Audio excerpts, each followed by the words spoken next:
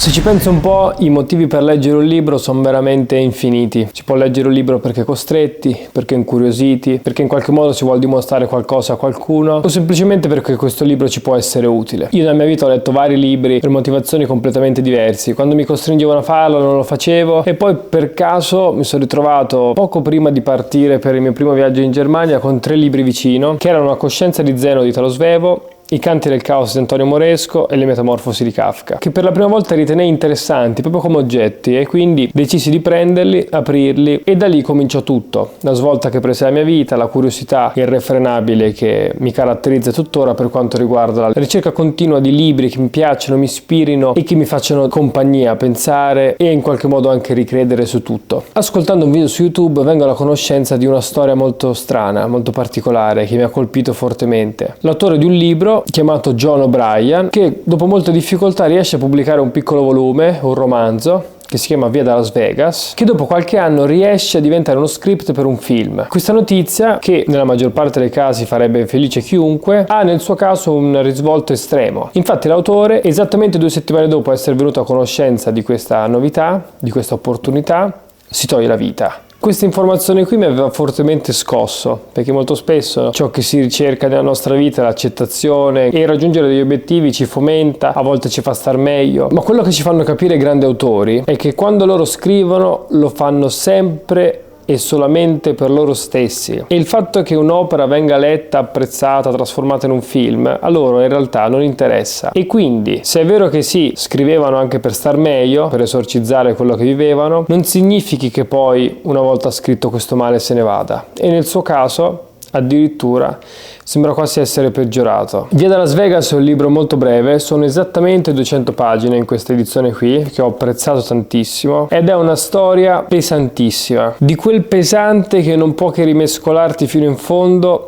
e farti per un attimo approdare in luoghi che non sempre si è pronti a sostenere. Io in primis devo dire che non sono riuscito a staccarmi per un attimo, indipendentemente dal fatto che mi era molto difficile continuare. Questa è una storia che, per quanto semplice e per quanto sembri già vista, è scritta in un modo unico. Ci troviamo di fronte a 2 vite, quella di un uomo e quella di una donna. La donna ci viene presentata subito, si chiama Sera e fa la prostituta. Il modo in cui ci viene presentata ci spaventa un po', perché la sua descrizione avviene attraverso azioni che altri compiono su di lei. All'inizio del libro infatti viene maltrattata, viene trattata malissimo, addirittura stuprata a un certo punto, e ci sembra vagare senza una meta. In qualche modo lei è una bambola di pezza utilizzata dagli altri e che prova piacere semplicemente nel momento in cui viene desiderata. Solo in quell'istante. Tutto ciò che segue dopo la fa soffrire, la fa star male, ma ormai ha raggiunto un livello tale di dimenticanza di se stessa che fa fatica addirittura a capire in che modo c'è finita a vivere questa vita. Il libro quindi inizia con la sua storia, ma a un certo punto viene interrotto quando un altro uomo di nome Ben si licenzia dal suo lavoro, prende pochissime delle sue cose e decide di partire per Las Vegas, luogo in cui poi successivamente incontrerà Sera. Decide di partire per Las Vegas perché è l'unico posto in cui si può bere a tutte le ore. Infatti Ben è un alcolizzato ormai irrecuperabile. Lui lo sa e a questo punto decide di lasciare tutto, lasciare la sua vita, lasciare i suoi ricordi, lasciare la sua abitazione, e parte diretto per Las Vegas, convinto del fatto che lui si toglierà la vita. È certo di questa cosa, e solo questa certezza gli permette di lasciare tutto con questa semplicità. Oltre ad essere alcolizzato, Ben è anche un frequentatore di prostitute. Proprio nel momento in cui Sera si trova davanti a un abisso, la incontra. Il loro incontro è particolare perché è privo di giudizio. Io ho già fatto un video, il canale che ho con i miei fratelli, su un film che si chiama Buffalo 66. Veramente un film incredibile, sulla quale torno spessissimo con la mia mente, perché i protagonisti vivono una relazione estremamente peculiare, cioè loro riescono a non giudicarsi. E infatti la storia di Buffalo 66 come comincia? Comincia con Vincent Gallo, che oltre ad essere il regista è anche l'attore nel film, che è uscito di prigione, dovendo andare a trovare i propri genitori, ferma forzatamente una ragazza chiedendole di fingere di essere sua moglie, perché i suoi genitori pensano che sia sposato e che non sia stato in prigione, eccetera eccetera eccetera. E la particolarità della donna, altro protagonista di Buffalo 66, è che lei ci sta a questa cosa qui. Io il video l'ho intitolato Come l'amore può salvarti la vita, e mentre nel film sembra che la vita che viene salvata è quella di Vincent, in realtà è la donna a trovare finalmente un senso la sua. Lo stesso avviene in questo libro. Loro sono due persone perse che però si ritrovano nell'altro, ma riescono a farlo semplicemente perché non hanno occhi che giudicano. Almeno all'inizio. Non applicano nessuna delle regole tipiche che noi applichiamo in ogni nostra relazione, in ogni connessione che abbiamo con un'altra persona. Dal fatto che si pensa, oh, chiedo a quella persona l'ora per strada perché penso che sia affidabile, a un'altra persona alla quale chiediamo un'opinione. Tutti quei pregiudizi, quei presupposti che applichiamo sempre vengono meno. Ed è una cosa veramente incredibile. Tra le tante cose che mi piace fare c'è anche quella di ballare il tango. E nel tango non ci si invita direttamente chiedendo, perché comunque l'ipotesi di essere rifiutati con un no può far male, magari bloccare il ballerino per tutta la sera, ma si invita con una mirata. Ma prima di invitare, quello che si deve fare è vedere come l'altra persona balla, cioè dopo che tu l'hai vista, giudicata, le chiedi finalmente di ballare, perché pensi che lei possa apprezzare il modo in cui ballerai tu. A me questa cosa qui non piace molto, perché è una sorta di scrematura a priori, che più che aggiungere dettagli, secondo me li toglie, perché molto spesso non può essere tutto ridotto al semplice ti vedo, penso e quindi so. Ma in realtà, se ci pensate bene, quanti dei nostri rapporti nascono così?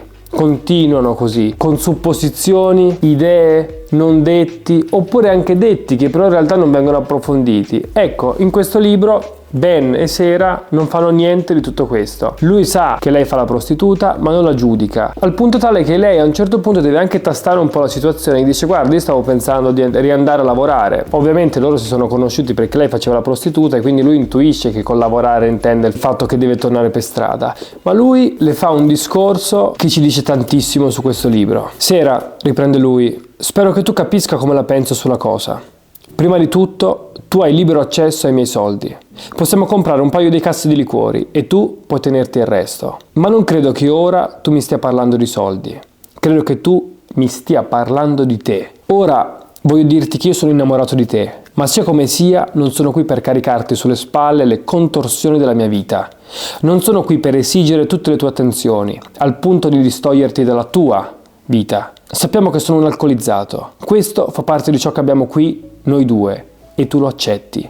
Allo stesso modo sappiamo che tu sei una puttana, perciò se e quando deciderai di lavorare, qualunque sia il motivo che ti spinge, dipenderà solo da te. Non credo di andare troppo in là con le supposizioni se dico che lo fai da molto tempo e che ti ci trovi bene. Non è come se tu fossi una quindicenne che viene brutalizzata sulle strade di Hollywood. Spero che tu capisca che sono una persona assolutamente aperta riguardo a questo.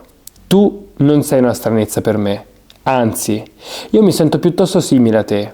Per favore, non pensare che la mia apparente indifferenza voglia dire che non me ne importa. Non è così. Vuole semplicemente dire che ho fiducia e accetto il tuo giudizio, le tue inclinazioni. Quello che sto dicendo è: spero che tu capisca che io capisco.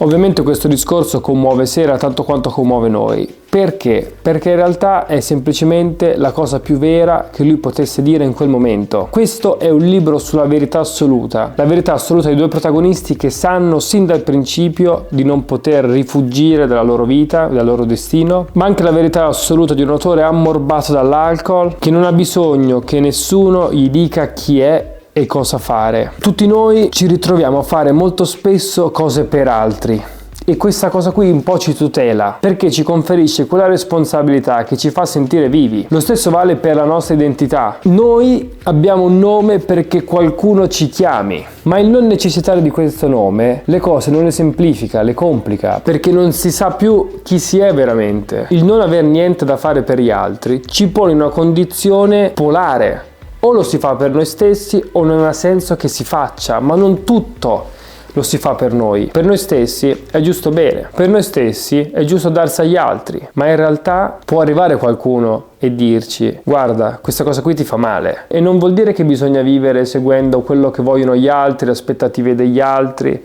ma semplicemente capire che da soli si fa fatica e che è molto semplice perdersi, come è capitato all'autore di questo libro e anche ai suoi personaggi. Concludo questo video invitandovi alla lettura di questo libro, un libro sulle dipendenze, sul rapporto uomo-donna, un libro sulle grandi città, sulla capacità di perdersi e di ritrovarsi di ogni persona, che indubbiamente, una volta letto, aggiungerà al vostro corpo un altro strato di pelle e che vi farà vedere il buio con occhi diversi. John O'Brien, via da Las Vegas.